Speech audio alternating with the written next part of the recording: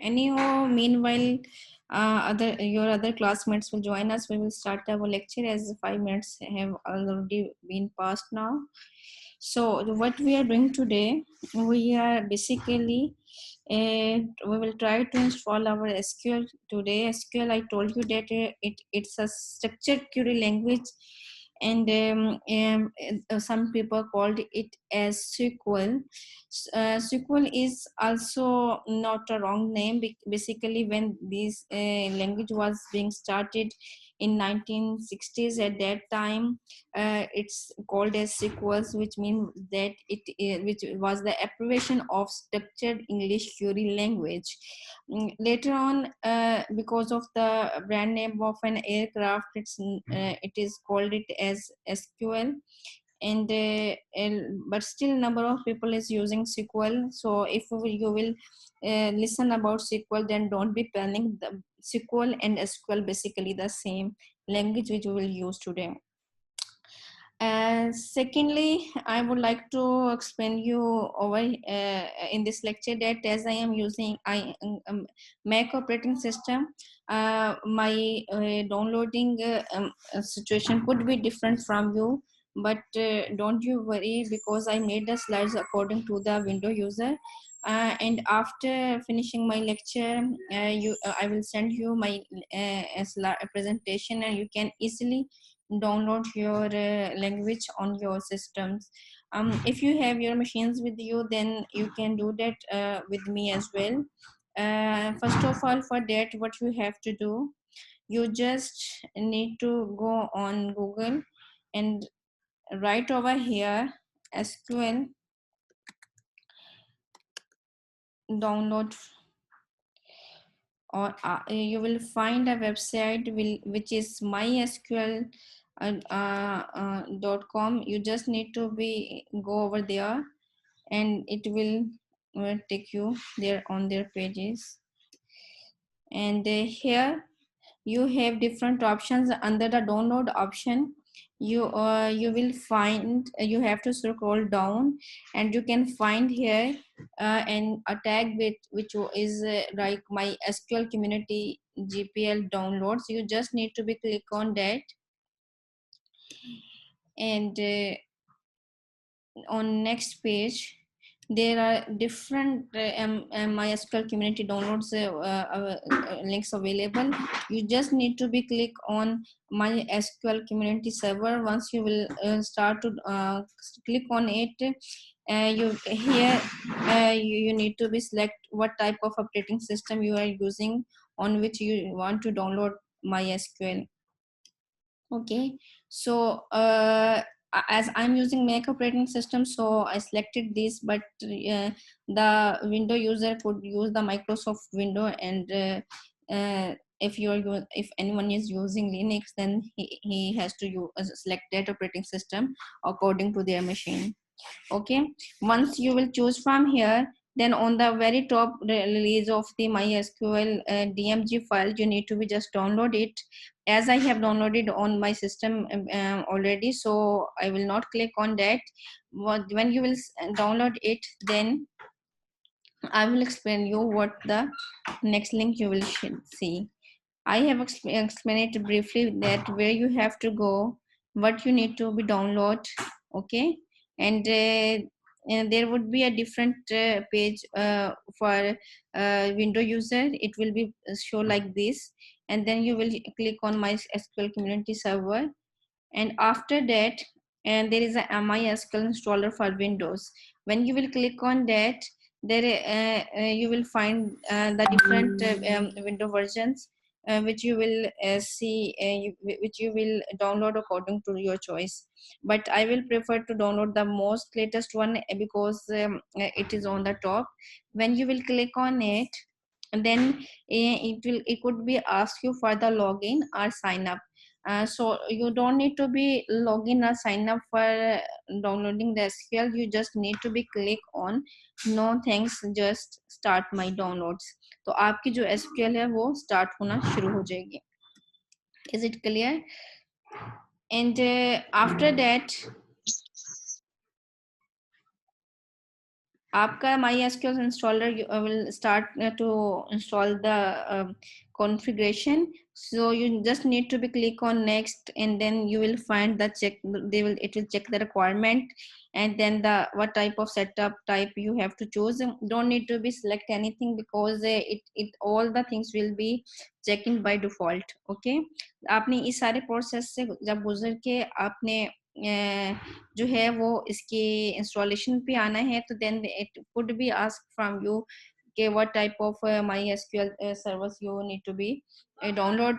Everything is checked in by default, so you don't need to be worry about it. और ऐसा भी हो सकता है कि इनमें से कोई जो है वो मैं किसी का स्क्रीनशॉट लेना भूल गई हूँ, तो आपने उस पर भी वरी नहीं होना कि स्क्रीनशॉट जो है वो आपके पास से शो नहीं हो रहा मैम की स्लाइड्स में। ठीक है, तो आपके पास जैसा एक सेटअप आप किसी भी सॉफ्टवेयर को डाउनलोड करने के लिए यूज करते हैं, बिल्कुल वैसा ही सेटअप आपका जो है वो इसके ऊपर कंटिन्यू रहेगा, और आपको जो है जस्ट नेक्स्ट के आइकन को क्लिक करने की जरूरत है। ठीक है, फिर आपके पास यहाँ पे आके एक जगह पे वो आपसे ऑथेंटिकेशन मांगेगा। ठीक है, ड्यूरिंग द इंस्टॉलेशन वो ऑथेंटिकेशन में आपसे कहेगा कि you need to create a strong password, you can give any of password for MySQL root. तो आप उसके लिए अपनी चॉइस का कोई पासवर्ड रखेंगे, लेकिन ऐसा पासवर्ड रखिएगा जो आपको याद रहेगा, क्योंकि जब भी हम अपने SQL को स्टार्ट करेंगे एवरी टाइम वो आपसे आपका पासवर्ड मांगेगा। ठीक है, आपने वो पासवर्ड दे देना है, और उसके बाद जो है वो it could be different layout for the Mac operating system, because ये मैंने ज़्यादातर विंडो यूज़र थे क्योंकि मेरे स्टूडेंट्स, तो मैंने उस हिसाब से इसका स्क्रीनशॉट लिया है। तो आपके पास जो मैक में है वो आपको जो ऑथेंटिकेशन मेथड है उसको मांगने का उस पासवर्ड देने का जो लेआउट है दैट कुड बी डिफरेंट। तो आपने सिर्फ अपना पासवर्ड दिया उसको, और पासवर्ड देने के बाद वो आपसे फिर जब सर्वर से कनेक्ट करेगा उसको, तो वो आपसे यहाँ पे उसका यूजर नेम और पासवर्ड मांगेगा। अगर यहाँ पे यूजर नेम ना दिया हो तो ये माइंड में रखिएगा कि आपके पास जब आपने पीछे अपना पासवर्ड क्रिएट किया था तो तब भी वो पासवर्ड जो था वो रूट सर्वर के लिए था, जो कि यहाँ पे मेंशन किया हुआ है, देखेंगे रूट अकाउंट पासवर्ड। तो अगर वहां पे अव्वल तो आपके पास शो हो रहा होगा, अगर ये शो ना हो नहीं होगा तो you just need to write a user name root over here and then the password जो कि आपने उसके कॉन्फ़िगर करते हुए दिया था। So at the end you will successfully install a setup. ठीक है, आपके पास जैसे ये सेटअप फिनिश होगा तो इट माइट बी पॉसिबल एक कमांड प्रॉम्प्ट विंडो आपके सामने अपीयर हो कि आप यहाँ पे इंस्ट्रक्शन लिख सकते हैं एसक्यूएल के लिए, लेकिन हमें उसकी जरूरत नहीं है। आप कमांड प्रॉम्प्ट को बंद कर दीजिएगा, क्योंकि हम जो एडिटर यूज करेंगे अपनी लैंग्वेज के लिए वो MySQL वर्कबेंच है। ठीक है, MySQL वर्कबेंच के लिए आपने क्या करना है कि again you need to be go on MySQL website and let me see if it's still open. ठीक है, ये आपके पास MySQL की वेबसाइट है, इसके ऊपर आप जब दोबारा से डाउनलोड्स के अंदर जाएंगे तो आप देखें कि आपके पास यहाँ पे MySQL वर्कबेंच पड़ा हुआ है। ठीक है, I am repeating again steps, you just need to go on MySQL website, under the download you will see at the end there is a MySQL community GPL downloads, just click on that। और आपने जैसे पहले इसका server की download किया था SQL का, अब आपने MySQL का वर्कबेंच डाउनलोड करना है।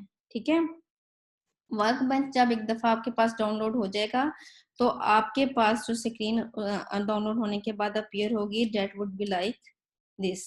ठीक है, ये हमारे पास MySQL का वर्कबेंच जो है ये डाउनलोड हो चुके हैं। अच्छा जी, आपके पास यहाँ पे सर्वर जो है वो कनेक्शन जो है वो ऑलरेडी जो है बाय डिफॉल्ट बिल्ट होगा। ठीक है, अगर आपके पास यहाँ पे ना आ रहा हो वो, तो आपने क्या करना है, ये प्लस के बटन को क्लिक करना है, और उधर आपने अगेन जो है वो अपना यूजर नेम और पासवर्ड देंगे तो आपके पास ये कनेक्शन जो है ये अपीयर होने लग पड़ेगा। लेकिन मोस्ट प्रोबेबली आपके पास जो है by default you should see a connection here. ठीक है, दूसरा जो इसमें मैं आपको बात बताने लगी थी वो ये थी कि ये जो आपके पास जब आप MySQL वर्कबेंच को खोलेंगे तो आपसे ये यहाँ पे वही पासवर्ड जो कि आपने पीछे क्रिएट किया था अपने इंस्टॉलेशन के टाइम पे, वो यहाँ पे ये पासवर्ड दोबारा भी मांग सकते हैं। ठीक है। अगर वो आपसे पासवर्ड दोबारा मांगे तो you should just give a most probably वो आपको पासवर्ड मांगेगा, तो आपने उसको देना है। यहाँ पे मेरे साथ तो मेरे सिस्टम में तो ये भी प्रॉब्लम आ रहा है कि जब भी मैं माई एसक्यूएल का वर्कबेंच जो है उसको स्टार्ट करने की कोशिश करती हूँ तो वो स्टार्ट नहीं हो रहा था। तो अगर आप में से कोई मैक यूजर है और वो देखे कि उसके पास वो इंस्टॉल नहीं हो रहा, तो don't be worry about that, you just need to go on system preference. ठीक है, सिस्टम प्रेफरेंस के ऊपर जाएंगे तो आपके पास सिक्योरिटी और प्राइवेसी का एक आइकन आएगा। ठीक है, इस सिक्योरिटी और प्राइवेसी में क्योंकि ये हमने किसी एक अनट्रस्टेड वेबसाइट से डाउनलोड किया हुआ है वर्कबेंच, तो इसलिए वो उसको जो है वो ऑथोराइज नहीं करते ओपन करने के लिए। अगर ये इसको ऑथोराइज ना करे तो यहाँ पे आपके पास एक ऑप्शन आ रही होगी कि ओपन इट एनीवे। ठीक है, तो आपने जस्ट उस पर क्लिक करना है तो आपके पास ये वर्कबेंच जो है ये स्टार्ट हो जाएगा। लेकिन अगर जो विंडो यूजर है अगर उनके पास मोस्ट प्रोबेबली ऐसा प्रॉब्लम नहीं आएगा, तो just we will click on this dolphin icon, तो आपके पास जो है ये माई एसक्यूएल का वर्कबेंच खुल जाएगा, जिसके अंदर ये देखें सेम हमारे पास कनेक्शन जो है वो ऑलरेडी बिल्ट इन है। आपने कनेक्शन पे क्लिक किया, look it's asking for a password, ये वही पासवर्ड है जो कि हमने इसकी इंस्टॉलेशन के टाइम जो था वो इसको दिया था। ठीक है, अब आपके पास जो है यहाँ पे ये मैं थोड़ा सा इसके लेआउट के बारे में बता दूं कि आपके पास इस कौन से इस लेआउट क्या काम करता है। सबसे पहले यहाँ पे आपके पास अगर मैं ये बिलो आइकन्स की बात करूं तो आपके पास बिलो आइकन्स में ये जो शेडेड है ये आपके पास आप चाहें जैसे कि आप नीचे ये वाला एरिया नहीं देखना चाहते इसके एक्शन आउटपुट का, तो जस्ट क्लिक ऑन दैट, तो देखें वो आपके पास एक्शन आउटपुट का एरिया जो है वो फिनिश हो गया। If you want to see that just click on that और आपके पास से इसके ओपन हो जाएगा। इसी तरीके से अगर आप इसको जो आपके पास इसकी मैंने एक्सप्लेनेशन जो है वो सारी की हुई है कि which area use for which purpose. पास ये जो आपके पास नेविगेटर पैनल है, अगर आप चाहते हैं कि ये नेविगेटर पैनल आपके पास शो ना हो तो जस्ट क्लिक ऑन दैट, तो आपके पास नेविगेटर पैनल भी जो है वो खत्म हो जाएगा। नेविगेटर पैनल को दोबारा शो करने के लिए जस्ट क्लिक ऑन दैट, तो आपके पास ये पैनल जो है ये शो होने लग पड़ेगा। तो there is a slide in my lecture today where it explained that this is called the navigator panel. This area is called where you will write the query, so it is called query editor। और query editor को आप यहाँ से पढ़ के resize भी कर सकते हैं, छोटा या ज्यादा कर सकते हैं। और ये आपके पास SQL एडिशन होता है, we mostly we don't need it, तो हम इसको बंद ही रखते हैं। ठीक है, नेक्स्ट आपके पास लेफ्ट साइड पे जो मोस्ट लेफ्ट साइड का बटन है that is called new type new tab. और ये आप न्यू टैब अगर आपने नया एसक्यूएल का कोड राइट करना है तो उसके लिए आप यूज करते हैं। आपने फाइल्स ओपन करनी है तो यू विल यूज दिस। ठीक है, तो ये सारी टूल बार्स पे you will find different tools for the opening and the SQL files and for the new types and for new database and new tables। ठीक है, आपके पास इसके बाद जो है वो नेक्स्ट आपके पास यहाँ पे दो आपके पास जो है वो आइकन्स हैं, एक एडमिनिस्ट्रेशन का है और एक स्कीमास का है। ठीक है, ये आप एडमिनिस्ट्रेशन के अंदर आपके पास एडमिनिस्ट्रेटिव टूल होंगे जिसका क्या काम होता है कि वो आपके पास स्टॉप करे या स्टार्ट करे सर्वर को इम्पोर्ट और एक्सपोर्टिंग डाटा के लिए। ठीक है, और यहाँ पे आपके पास नेक्स्ट स्कीमास है। स्कीमास क्या करते हैं कि आपके पास जहाँ पे आपके पास आपने अपनी करंट डेटाबेस सर्वर जो होता है वो मौजूद होता है। ठीक है, which database we have in current database server, तो वो आपके पास स्कीमास में शो हो रहा होगा। ठीक है, इसके बाद आपके पास आपने अपनी डेटाबेस क्रिएट करनी है और डेटाबेस क्रिएट करने के लिए जो यू जस्ट लाइक आप अगर मैं स्कीमास पे क्लिक करूं तो ये मेरे पास बाय डिफॉल्ट एक सिस्टम का डेटाबेस जो है ये मौजूद है इस टाइम इधर। ठीक है, लेकिन मैं अगर स्टूडेंट की डेटाबेस क्रिएट करना चाहती हूँ तो I just need to write create database और यहाँ ये आपके पास डिफॉल्ट कीवर्ड्स हैं। ठीक है, इसके बाद आपने जो अपने डेटाबेस का नाम रखना है आपने उसको क्रिएट कर लेना है। ठीक है, उसके बाद आप इसको सिलेक्ट करेंगे। सिलेक्ट करने के बाद ये आपके पास जो लाइटिंग बटन है ये आपके पास एग्जीक्यूशन का बटन है, you just need to click on that, तो आप देखें कि आपके पास जो है वो स्टूडेंट की डेटाबेस जो है वो क्रिएट हो गई है। ठीक है। इसी तरह आप अगर किसी और डेटाबेस को क्रिएट करना चाहते हैं, जैसा कि आपके पास आप कस्टमर की डेटाबेस को जो है वो क्लिक करना चाहें, तो कस्टमर की डेटाबेस के लिए आप you just need to write over here create.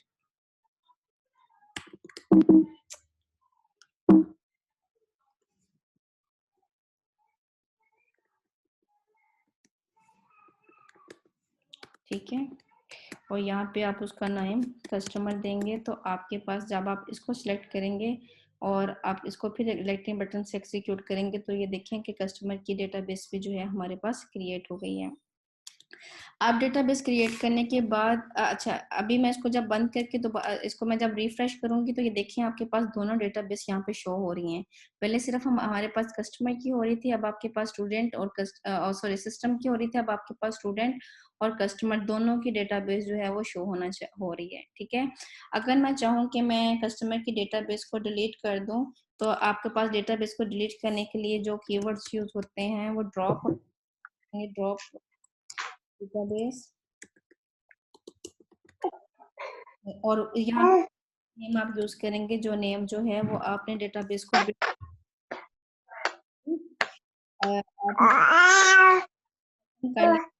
तंग करता है, तंग करता है।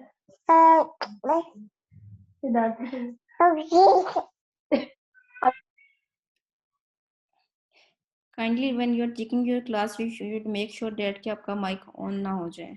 ठीक है, आपने अब अगर कोई डेटाबेस को डिलीट करना है, you just write a keywords over here, drop database and the customer name, and then you will select it and then click on a writing button. तो आपके पास ये देखें कि आपकी डेटाबेस जो कस्टमर की है वो ड्रॉप हो गई है, और यहाँ पे भी उसका जो आइकन है डेटाबेस का वो आपके पास खत्म हो गया है। अब यहाँ पे you just have a database of student name.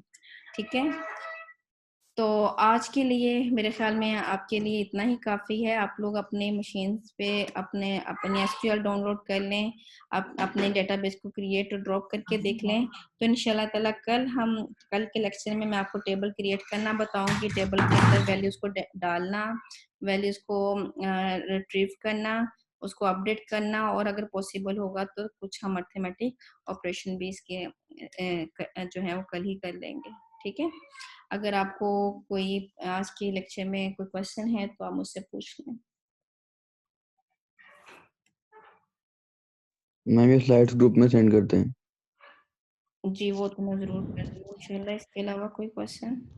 Ma'am ma'am actually मेरे लैपटॉप में विंडो होने वाली है, तो मैम अब विंडो 10 होनी है, इसमें विंडो 10 में चलेगा या विंडो 7 पे भी चल जाता है एसक्यूएल? चल जाएगा विंडोज 7 पे भी। ठीक, thank you ma'am. No problem. इसके अलावा अगर किसी ने कुछ पूछना है तो बता दें। Is that done? Ma'am attendance group में लगानी है या आपने स्क्रीनशॉट ले लिया? मैंने स्क्रीनशॉट्स तो ले लिए हैं, क्योंकि ग्रुप में मुझे बहुत सारे स्टूडेंट्स जो हैं वो अटेंडेंस सेंड कर देते हैं। Like I have 27 participants at the moment, but when I will ask your attendance in group, then most of your class members send their attendance over there. तो अभी तो मैं उसको कर देती हूँ, लगा देती हूँ, लेकिन कोशिश करती हूँ कि आप लोग जो हैं उनको उसको डबल चेक कर लूँ। तो प्लीज़ आप मेक श्योर क्या करें कि जितने पार्टिसिपेंट ने क्लास ली है वही मुझे अटेंडेंस भेजिए, फिर अदरवाइज तो मैं आप लोगों के अटेंडेंस ग्रुप में लेना छोड़ दूंगी। ठीक है, यस मैम। चलिए, thank you so much class. अपना बहुत सारा ख्याल रखिएगा। Have a nice day. और if you have any problem regarding your today lecture, regarding downloading, if you feel facing any trouble to download MySQL, just let me know anytime.